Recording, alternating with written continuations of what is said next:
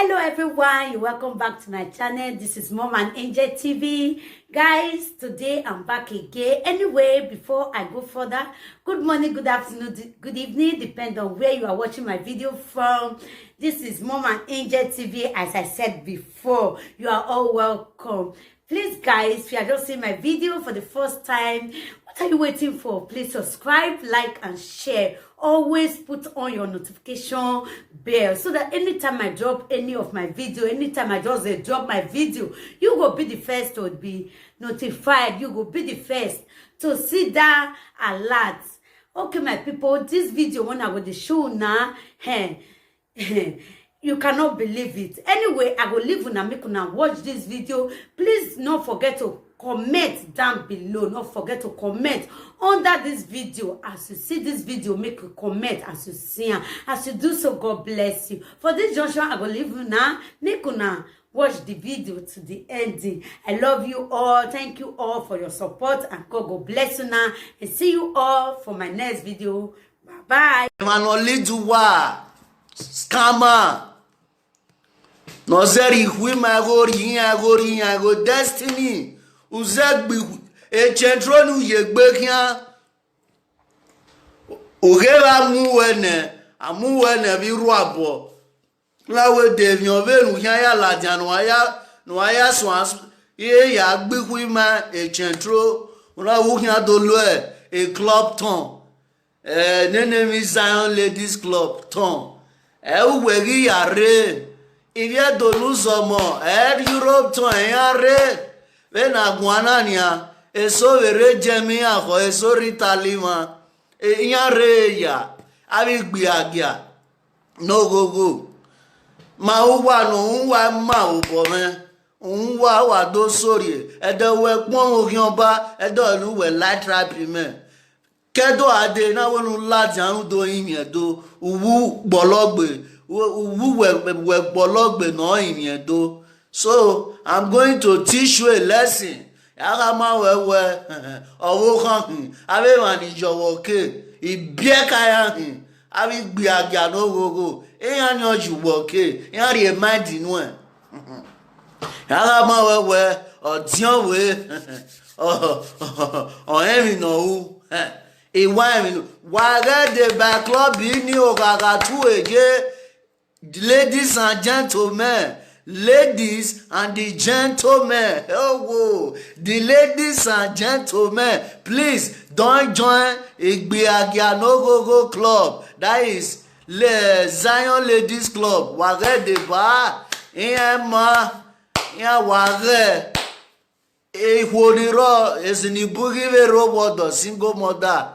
Ni bun nuware ni gbe chogo ba chogo ero gbado single mother ni booking wo single mother we UK single mother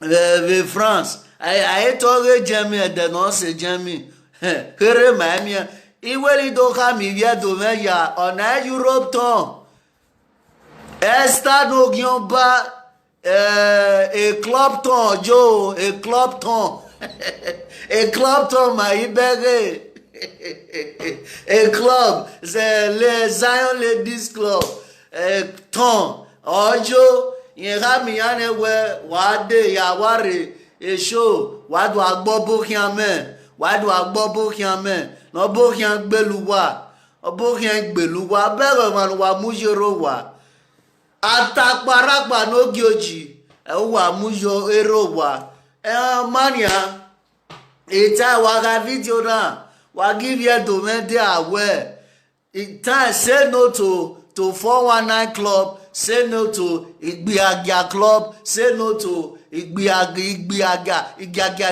club. We don't accept Igbiagia club, say no to it. We said no. It is how they find you. Not be how they find. I can't tell my people. See how people go later watch this video. Not be who they watch her now. People go come later watch this video. Make them know. I can't tell my people. If you don't lose some more. If you do na mwetegbela wala wo.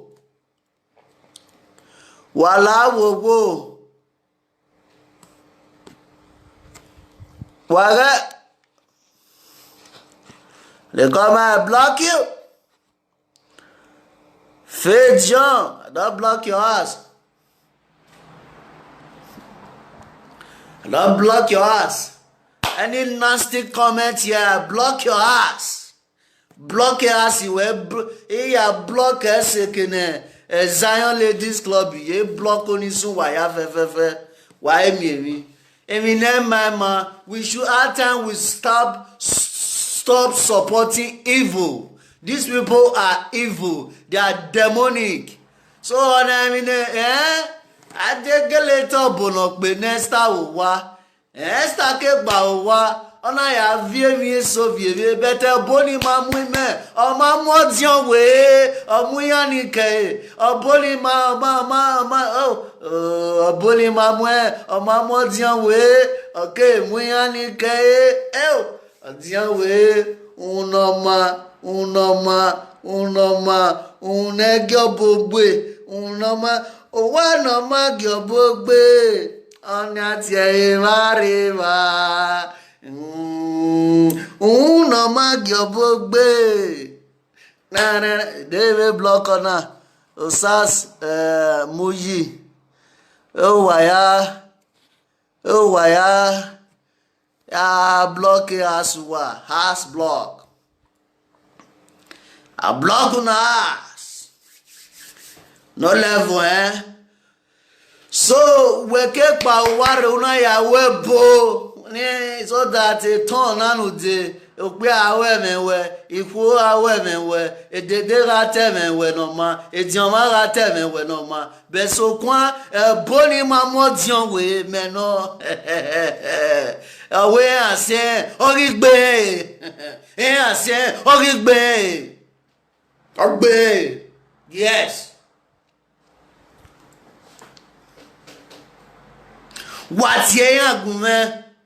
Awi gbi agya no go. A meeting wayage wo waswo. Ehere wo zene woro wodo. Ni bu enru de meeting akulo dafian kwa. Knowing that Esther Delpaye woko tu. Otuni akulo do yo ware. Esther na koko tu. Na akulo do yo ware. Ai, iye do me ume. E ono pa ona waya de o wado egevi nesta koko oriavo dan oriavo esta no oriavo ona koko tu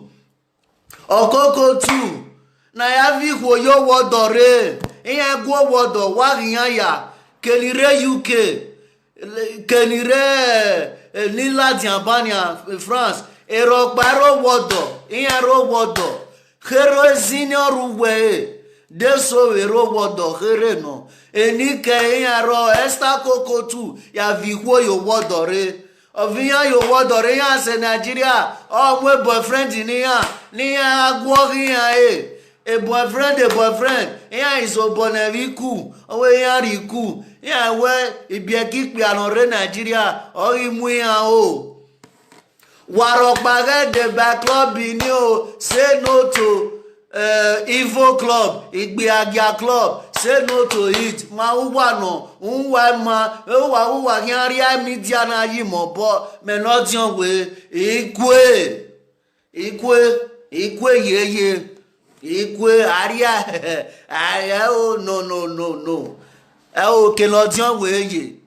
Me kwe yeye orionba to sunwu edene borowa wena ladia wena do akpon ogionba abi wona na muwe keke na muwe keke na akpo boywe agagwan ya wena mure na so ebe obori no penu wewo wa Esther dokpaye omo abi wona omo modion we obono penu wewo wa omo abi wona omo modion we ya hama we ebe na musa keke area musa mimi we ti agbon bu wa se tozo wa ma odion were wa ga odion were you will know the power of odion were Tira dans les médias.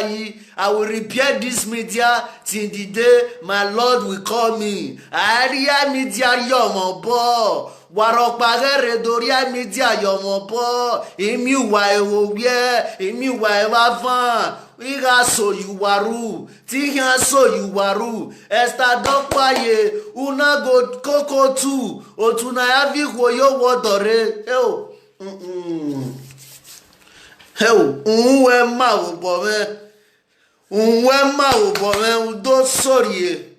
Uwa bonu bekan, ODIONWARE, ore social media. When I ladian to akpon orionba, ekeni meje. When I ladian, una akpon ma orionba. Agbo orionba yesi, when I akpon miyan. So, ekpon menu bon orionba. Ina wenu ladian udo imiedo. Uwe heo, uwe tout bolo sedo, esta no ye dokbaye, ebono penu eni, kole kamewe, oma ebono unwe, oma ODIONWARE, Oboni ma ODIONWARE, I'm a charge of God. Obo does not work on me.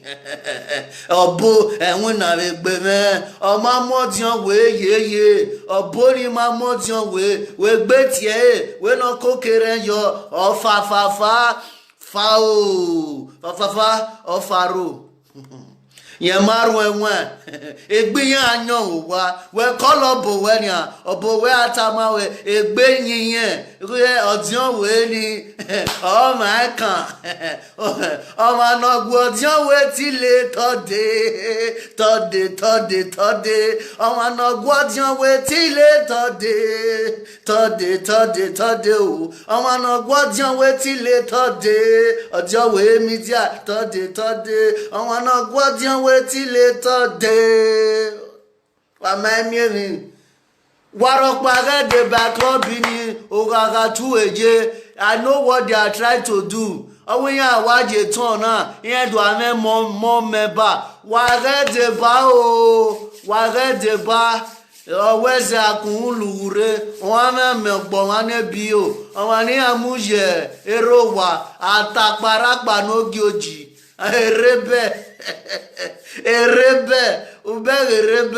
Erebe eroguyan den ijo wanoro asingenomo emi ya gwo obo mere monica tai e mata wa no epe bo odo asiwen Christian ma mari mi ewe bo either you are Christian you read Bible period enu asiwen Christian wa lupo bokian stop deceiving us. You should stop. Esther Dokbaye will stop deceiving the Benin.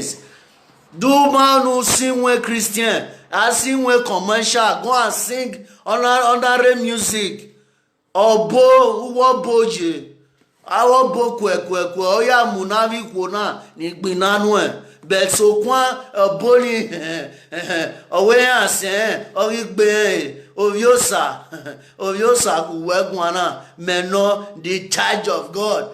Oviosa hey osari meyeke wageme osaro moda o hey osaro meyeke arara oro megbefe arara oro mesado tarara osaro moda o tararum oro meyeke. Yes, God is with me. God is with me. Osalo bagumero yo hamame we oive do we winana be media. The way we not have media as ODIONWARE, and we never go and condemn it. And we no mountain, and we never condemn it. No, read the media na. Omoro baseti go emonu. No Jupiter. We cover my mouth. I will say what the Lord asked me to say. Warokpage de ba club ina o igbiaga club ina Zion lady wa end the name Zion lady. Igbiagia club no go eyin o. Igbiagia club no go eyin. Eyan donia ni wavelengths ni ayaze ma by otuna na ti Zion club. Èmi dan gbin abo ero wa noro oni ecentro dano oke pagari owa ogibe so wane ona yewi agbe ecentro oyigbe centro ne omai oyige ga mu yen uru abo ona we do boni e ga ivela gumeje Europe ton yagbe centro edegiri ede odion we na do ewe ona Europe ton ona club ton o a club ton. You trick the people, you tell them say na Europe ton. Edegiri edevini ma ibere na club ton. A club ton o, a club ton ma ibere. If you don't lose some, a club ton ma ibere. A club ton o, meri bere. On a Europe ton o, on a club ton. A club ton on a meri bere. Imeraso nevo vere. A club ton on a meri dere. E vient demain voilà wagi bourré. Wage de bao, wage de backlobina. Wage lao utudano. Otu no si owansi koto. Otu no vi yo wodore esta dogbaye mugbo omo egbone no yaya muwi maria meyan kwe zewo dion we ni mekin emi ne ma o emi no ma o haye gbeta emi ne ma o say no to bad difference. Emma Kima yo baba Kima yo etuna no ze baba Kiyedo yo etuna no ze baba o Kima yo baba Kima yo iviedo Kima yo etuna no ze baba Kima yo ekimaye tudana baba ekimayo tuna ekimayo baba ekimayo tudana ekimayo Zion Ladies Club baba ekimayo Zion Ladies Club baba o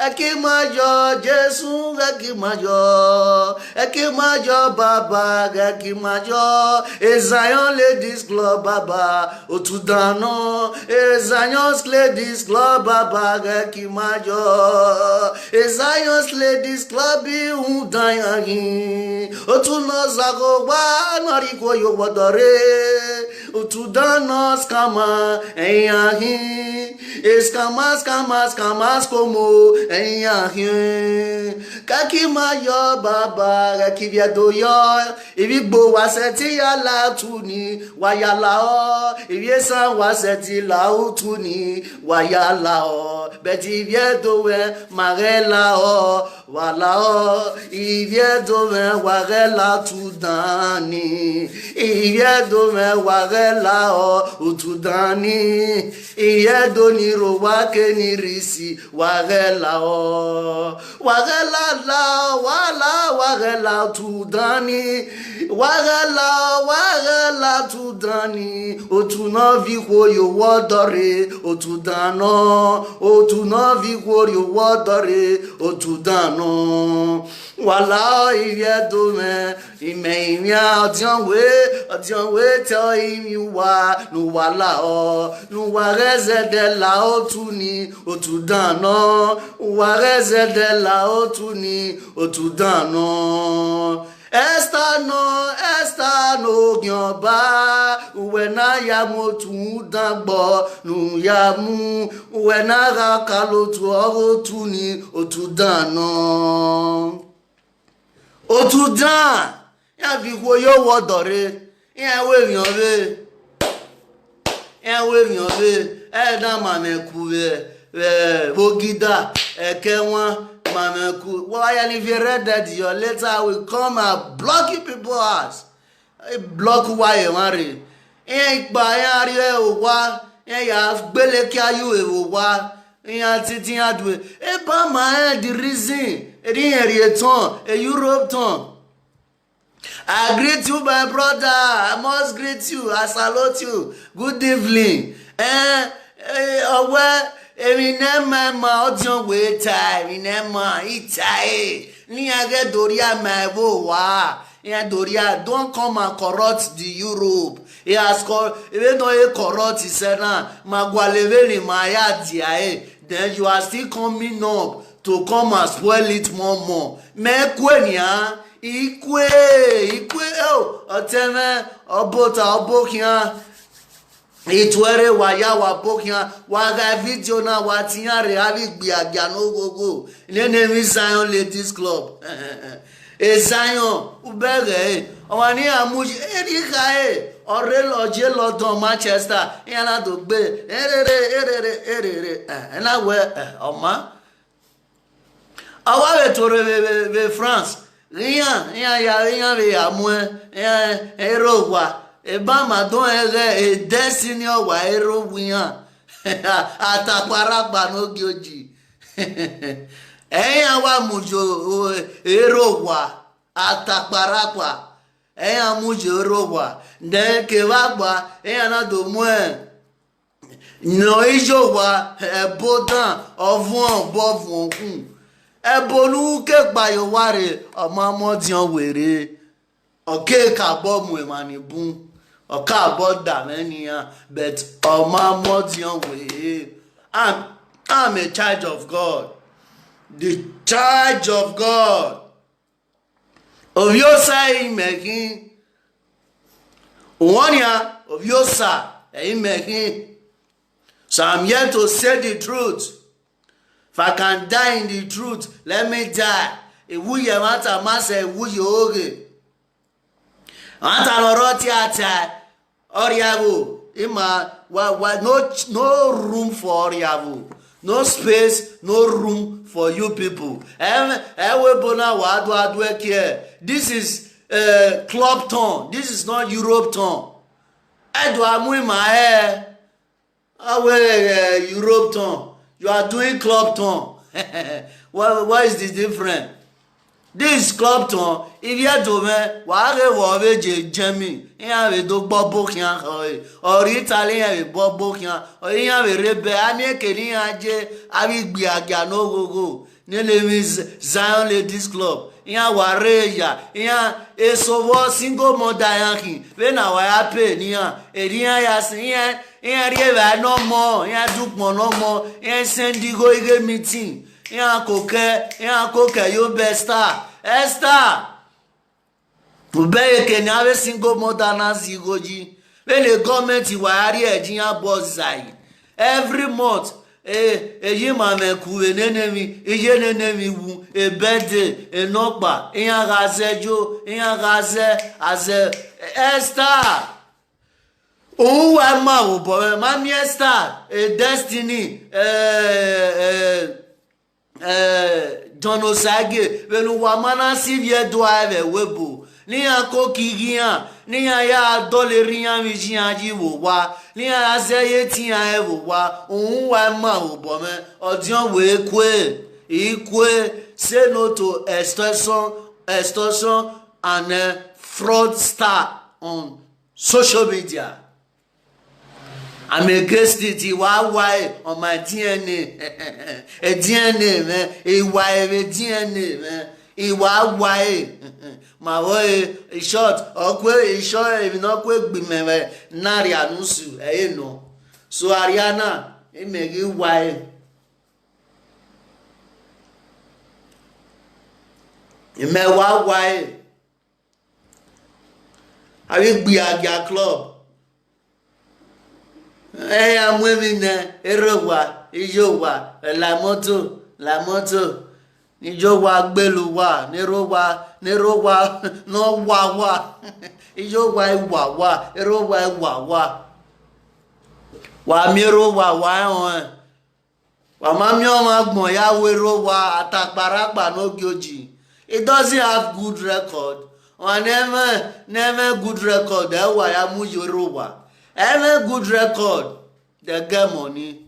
I don't can't hear never we pass watch they get money. They get money. Okay, when they destiny, when magic am over where your side chick, no lad yano doing yet to.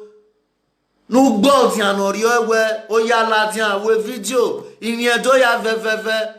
Una ajo okay, una ari imagine destiny. But wo we lajan to pon wa wo ki oba, una gogo yo na we nege yin to. Ohun wa ma wo bo me. Ohun wa e ma wo bo me. Me no odion we ore social media eke na gbo odion we ji wa mi megbe yo. Wa onia wa mi megbe yo. Ari agbona na jo wa onia. But I will try to repair this social media. Idoleji oweta delewo ji se dona pavore. So wagume doleji ke pavore. Ike pave social media re itiga doleji. O es wa mu ave nonsense na wa mu ye media re. Menotion we re ibere ya bere tigwan why when you media re anything you are doing take it out of media wa mu a club big be agiani a club evil club why when you media re wa gume bere ya bere tigwan wa re de ba o they are up to something wa re de ba ile do me in wage the back club ini they are up to something iya owe omaga omano gbu je ebi liar kun fi why oh no use so kun fi why me no hiamunia eyan una they know what they are doing so mamuyane before Abraham je me ya ga mi we before then Otion way is already existing. We get you oleka many go wa then wa get the backlog in you ayi to be agia ya vi go yo wodore single border ni ro igo tin aboja e variance igoji e ba ma e mo I train e mo ga si bia I do pa money mo ba me Zion Ladies Club I do pagmo when I had go jian account e jian ya send the guest no dog payi no we no mi azo susu azo no nari wawae ai wawae mo asibia kian e mo ne bowo nu wadi na guri go you account e ami e wa o e mo mi e wa o e mo we sipan wa arwa ya kian we na arwa dog baby arwa ya e adele e mo na bia we webo e ni bo ikin mo na bia le vi gwe Rude Zion Ladies Club Rude Zion Ladies no I will fight for those children I will fight for those we me go John way media I will fight for them. Their money, they can't fight for themselves. I'm here as a young way. Let me fight for them. Agbinani money. If you my if you do say they are from our royal blood. So I need to fight for them. Niji aga isigiya. Wage izige money kwa why was you demata awari go nu wa wari against that dog paye awari go nu wa why delivery kwe wa so na ya ara supermarket why ya borrow wa si biegyan ukmo igba wa kun esoso gba wa kun why emo upagmo rian kun agbe moto awe soso emoye sigban iyan ye mani rigwo shodi emoye ni rigwo shodi kwe mo okwe mo se mase mo na biere webo rude nenemi Zion Zion wake Zion re wage de backlog bini o trap yan do ya tazu wa yan mi niyan o menodion we do ha mu wa yan mi niyan o they know what they are doing. Oh man, this is what we know. I hate hypocrisy. Come straight. Do here do me equal meeting where uka what do to equal meeting where and uka to the Europe town. And there here them in my bag a club town my bag. If you do, I'm a bere vania. What we mupa mu wearing or John way tori. Or John way matori nia.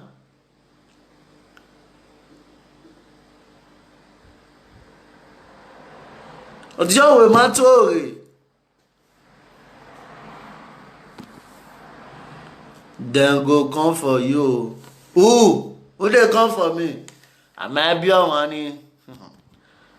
We mountain way. I might be on money.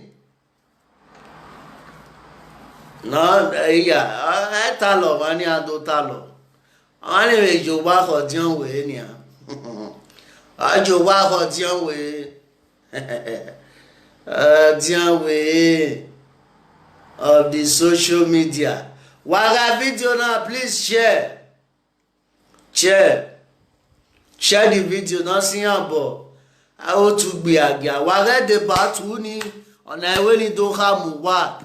Even your bunny aga who say waga the bar. No, don't join that Igbiagia club. Esther Dokpaye, this is your plan.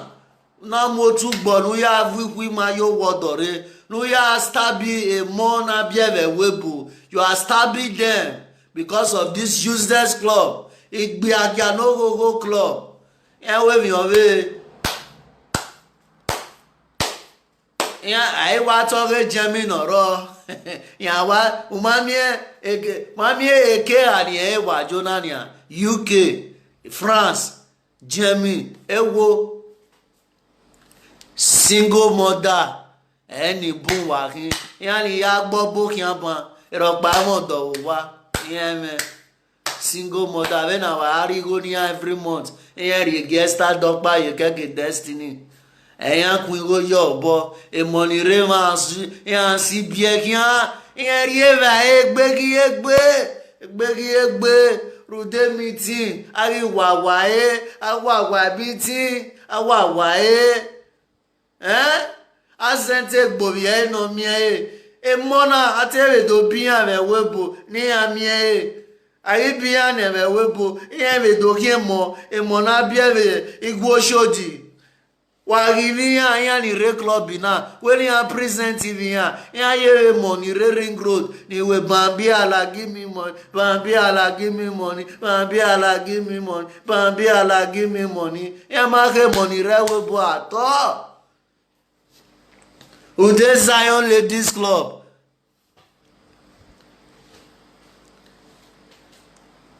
ohun we ma wo bo me e ba me no sunu na we Evurade do tweo iya fanoko Evurade do tweo iya fanoko Evurade do tweo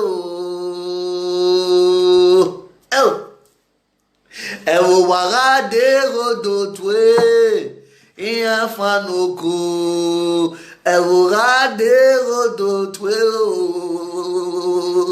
Odo twe ye jojo. If you do warade odo twe. If you do nuzomo warade odo twe o. Iya fanoko. Evurade odo twe o. Iya fanoko. Evurade o. Eyan fanoko ke Evurade odo to all Zion Lady of Success. Rona. Owe meeting we meje. All Zion Lady. Zion. Wa ma success. wa bi ko yo wodore wa ge de ba ye do me wa se yin e ka ka tu eje ona wa dodo ya wewere otu ni go wewere otu ni otu gbe agia otu no ma e ma fi ara je tu le gbere ni meje otu no gbo ba dole doye eyin ma je we no sawe ne mi gaje ere oje tu na ma wa gbon eyin ma je ojeje tu le gbere o eyin ma je otu no gbo ba dole doyi eyin ma je we no sawe ne mi gaje ere oje oh Charato Bernardo oni otu negbera e ma hian gaje viedo otu no gwo ba dole doji e ma hian je viedo e gbo tu na otu gbi agia yen gwo ba dole doji yen gwo ba ri abo wa every time yen mu eni e dori a every time gbin abo etu dano nia ya vi wo yo wodore ya ge wo wodo ya ye ige mo na ri eni ya vi mo ya stabe mo ya robe bi ekani they deny their right ude mitina of Zion wa memi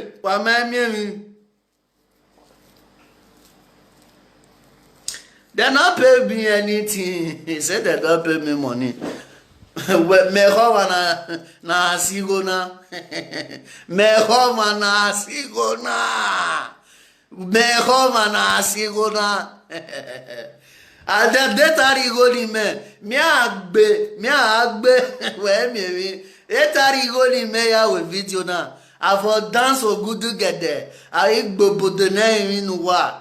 Amari go me oya me ko you know finalize we do ka mi ye do owe tu na la mama gbon e ma je tu ne gbera e ma je tu o tu no ra gwo ba dole do yi e ma je we no sawe ne mi ya je eri oje o tu no ra mama gbon e ma do e ma yan de ba e tu ne gbera o e ma yan de ba o tu no ra gwo ba dole do yi e ma yan de ba we no sawe ne mi ya je eri oje egbo tu na tu no ligewo if yo yo wodore ni gewo wodo o tu no ma gwo ba dole do yi o tu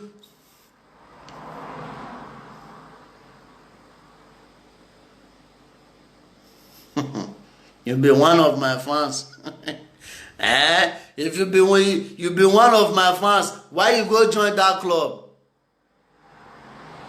Why you go join that club? Many of my fans should leave that club. If you know say you be my fans, come on for that club. O tu dano.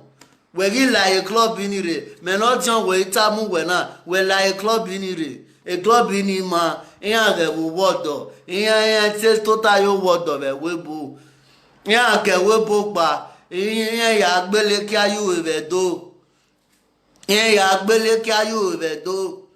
Iya ya gbele ki ayu we do. Edo isi agbon. Ewa ya na ya gbele ki ayu we. Ohun wa ma obo me.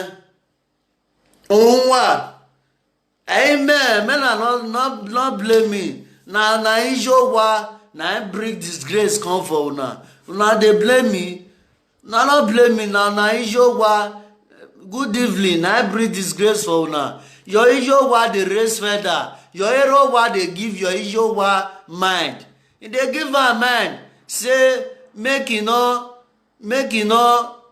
beg Benin. May no apologize to the whole Benin. I'll post the video wait thank you Jore. I'll post on tomorrow na Friday. I'll post everything now see am. Olala ti apon okin oba. Okay. Oyi ka wi yen ma ge meri edosi re of you gbege edo yen ma ge emeri edosi okin oba no good. You want to tell us now where or was war? I'm a monkey. We ain't tanya where Umare Yore Novio Mose, Gorion Bano, Umae, Dohamima, Dohami no man can Ubabera la Hamia, Umae, Meriedos, Re, Orion Bano, Unakome. Vekanya woman where Yore know your mother since 90 Brigidi. Only cake Ogyoba woman Tanya woman do not promote it. I saw you always share a video. Ukole Tiabo Gyoba na Yaveya, wa muyotie, Yasek the movie. Oh, I'm my and I'm here where a man idiosa ghetto, a wagumobo, where a destiny. I had that I had demoficate mokba a near destiny arugwe, a destiny gareva, a destiny gareva, a destiny gareva, a destiny gareva. What are you doing with all those Ogyoba? What are you doing with them? Gay, why ye do one? Velia mana no wata, egwa gyungen at you, wiva, a destiny vesta. Wa segwa imya yuwa go so that again at you wa begwa ta wa give what gain at you wa begwa ojo we imya yuwa go wa se na nota begwa wa iseva wa ya temi na wa se e no se wa na jawo gyan ba na ke wa ya temi na wa se wo emi no jeverio wa yen Mona, Ogientono, Wag Mwekeke, Why Latian, Repetuge, Udo Akmon Ogionba, Agbogionba yesi, Ogionba, Tagbe yesi, Akmon Ogionba, wa. Umare, we mistakenly, Ogionba na we senwe, mistakenly, unknowingly. Adiawe gbelebu adiawe ema yesuku vetireya eya English unknowingly ogyoba we senwe unknowingly oyeye unknowingly agbeyese ukamawe elimeya velu we gbon na presenter do we yoro no mo se ogyoba Emawawe la edo yasisi me la aleru no de yoro nege yasisi oma la esewe gigbu bet me no ejena esewe agbu esewe agbu yore no yo mose ogyon bahi la ge share video me ge promote me edo yasisi me la wo you say so my we just ovi mana hin ọmọ agbese mani obonu nlatia ewe keja nuwe ladun agbenwe konya nuwe neno jawe ahena uwe adebajo reri oja meno jan wo you promise well oja ni jore you are going to join her to shop that oja Oja masomi uwe ade by joreri ojani. You carry the cross of Ijore uwe amwe. Agbijore agbuwe. Nanya ejore nia egbewa ohin now well utuko kimu oya mu yere nyaun iyere ogijore wegi mu nyaun nania. Wegiri ojani kaya no beautiful mother nenemi mother nyame dan ti fo awunu nyame dan me no jo water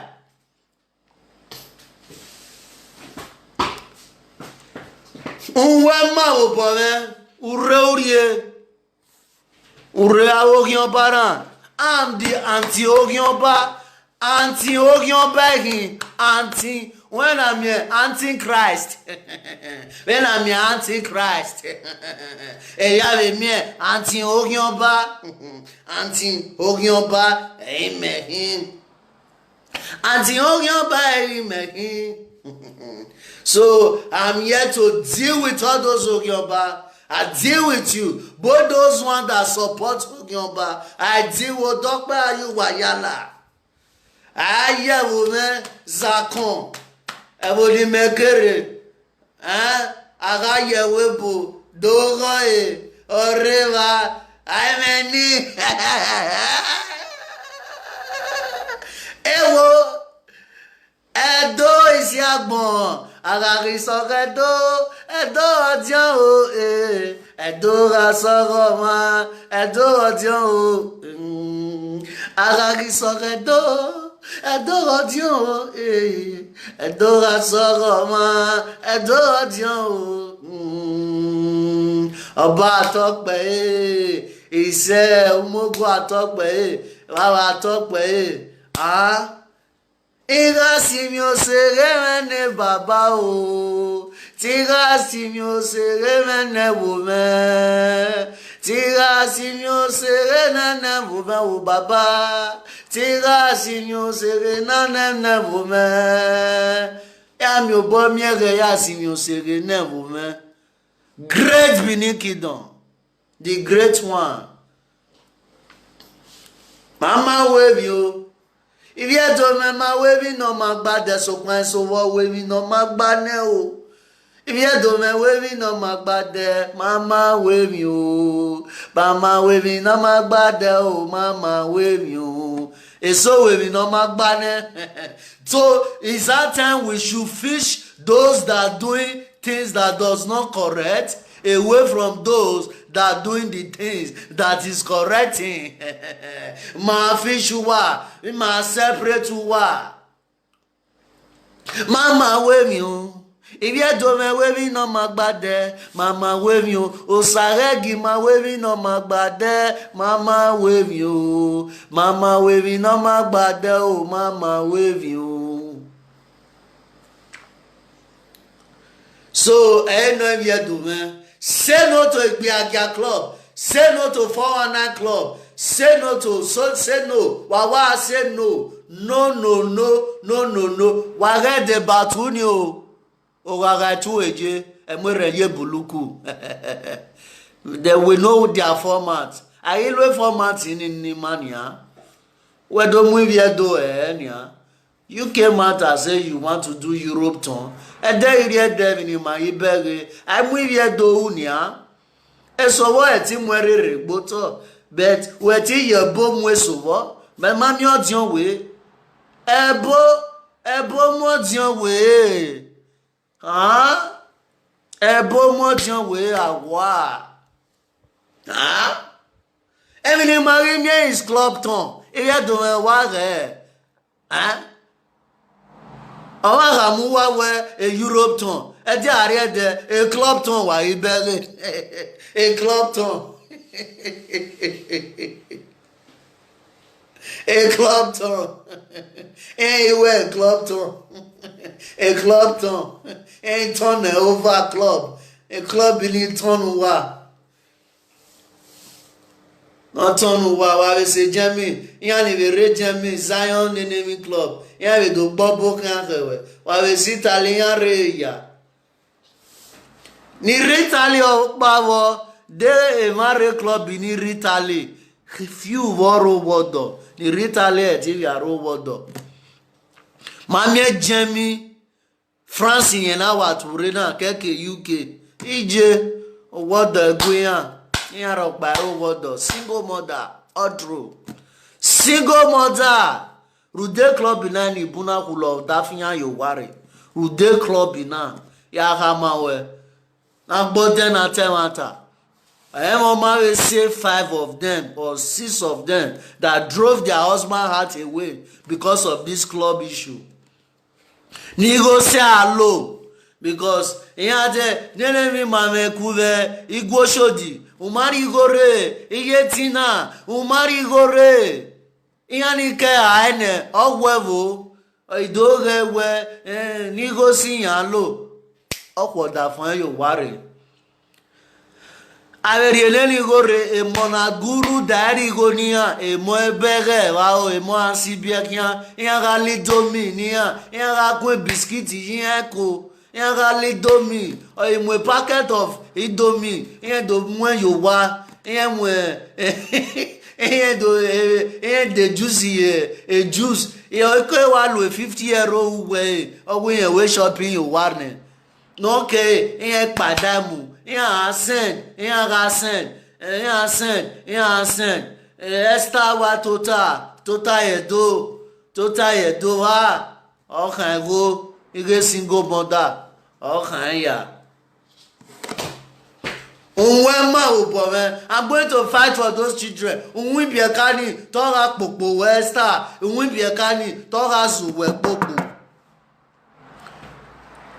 Wena rovo kan amarie va yo wonure una we eriono eriumotu gbo otunu ayari va jiyan nure iwun biekani ti ara zuwa popo we zuwa popo ba fan zuwa popo wota zuwa popo wa bi eyore biekani ma musegi wa ari agbonde yan na bi ade be na bi wa ya bi biekani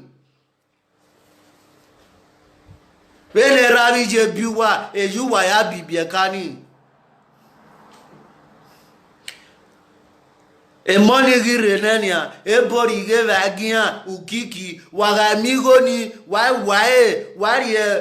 in fact kere 110 why you 110 ya we shopping you why you ni ke ya wo poro sogo nene Zion club why ya wo poro sogo a club no club wa Ayi wa club, awa e.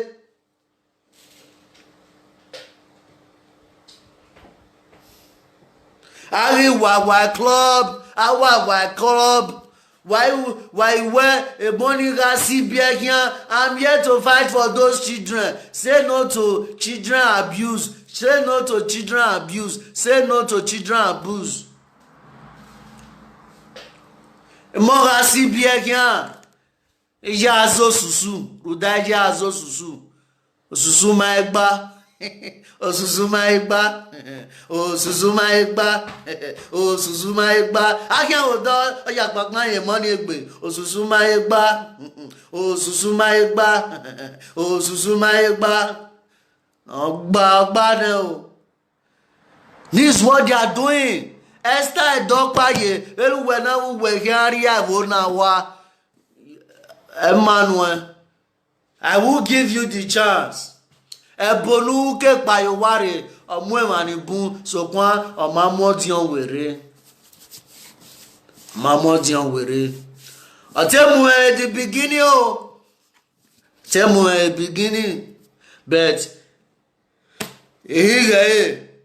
and I free myself from the sham. Now we sure ebo mona ya tina ena bomen kwa ina chest ina grab area ina wege ina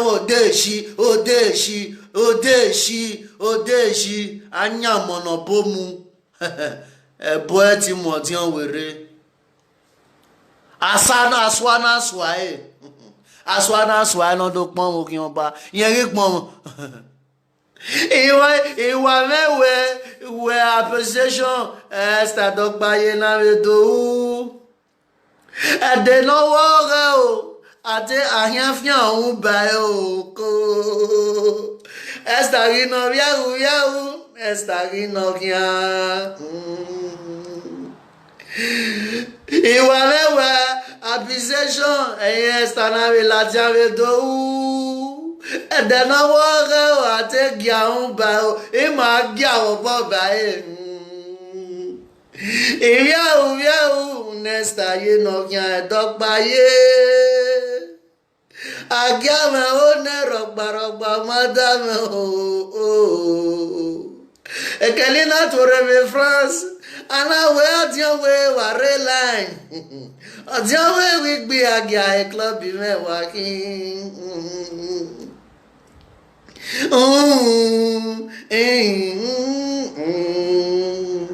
Tunaga swakaba enanya igwayo What is here na ire? Sala dogo dugwe matutu mena o. Eh no. Eh no. ODIONWARE we miena. What ODIONWARE? What God cannot do, it does not exist. It ODIONWARE too. It does not. It does not exist. It does not exist. And ODIONWARE too. It's an unexistable. It's unexistable. Where? Esther Dokpaye. Ìwà wẹ̀wẹ̀ accusation. Òun náà làdìyàn tó pọ̀n orí ọba. Ẹ̀dẹ̀lúwọ́ wúwa òun náà yìí ń pọ̀n orí ọba òkó. Orí ọba wẹ̀ ìkìnnà. Wẹ̀dẹ̀bẹ̀ yẹn ní rọ̀gbàrọ̀gbà máa dá mi òkó. Ẹ̀dẹ̀lú dẹ́bà ò ẹ̀fà mẹ́kẹ́ ẹ̀ o.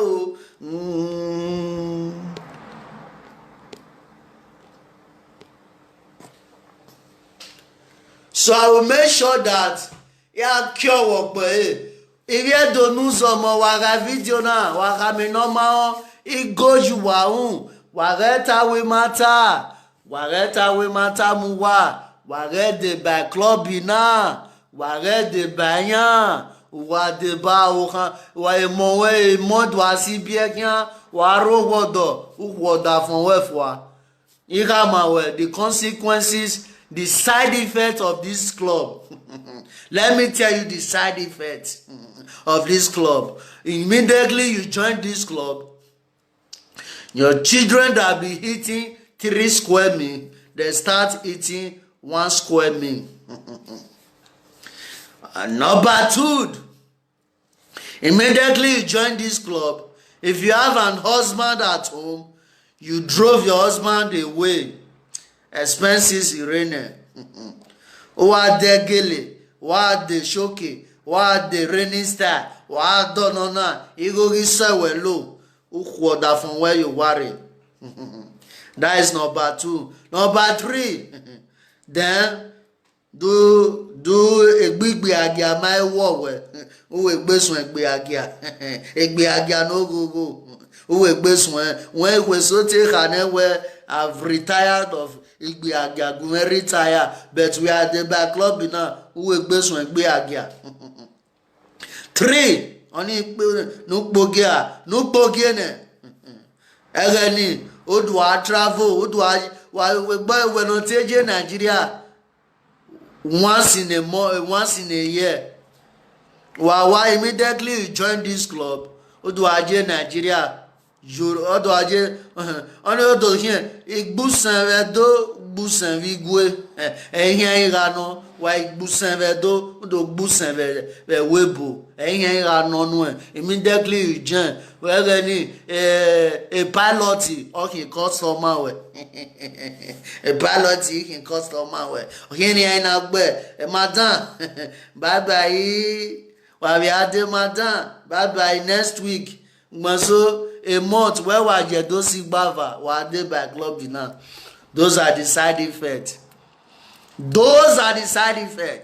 So uma o no amo bo we gba side effect ni wa re de ba okan ni ara eyegbe eyan ridi gwene Esther climb eyan we no gba eyan mu helicopter ya welcome helicopter ike limousine wa ya boy yana ya bore limousine ebo no yan igu bere uswene ni go na we ni aya kokomo anata nania immediately you join that club uye uzem osun ola oyan we gbe si go kuku gbe we the 200 dire we na the 200 dire ni ya pay ya limousine na ya mo oyan ba be ebe fun wan na be scammer na ya welcome me egbo ebania mama ene emani rejemi eni wa be gada egonia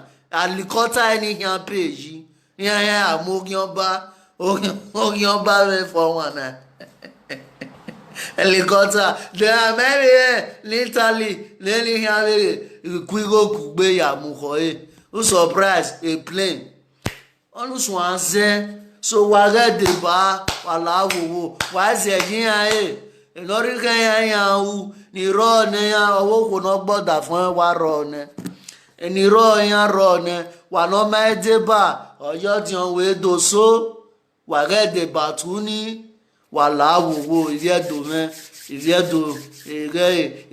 men je men ve ko ya mi ne ma ke do ka mi iviedo men oya men la ti an do ka mu wa emi no ma aye gbeta iviedo men wa ke ye gbeta mi ne ma emi no ma aye gbeta wala wo so ọ̀nà ìdókà mú wa mẹ́nà tí wọ́n wé mẹ́nà ọ̀tí wà orí wà di bàbá wey dey vex mami owó ní èrè ìwà ya mọ́wù ọ̀yà wa mọ́wù èrè ọwà bẹ̀sẹ̀ ìmọ̀wù tẹ́ wọn ta mẹ́wọ́n wà nà mọ̀wù tó rè so fa owó ní mú ọ̀rẹ́ nà ya tẹ́ wọn ta nù so ẹ̀rí àpọ̀n sa ọ̀fọ̀ owó nà sáré mẹ́ ọ̀rẹ́ nà ya tẹ́ wọn ta nù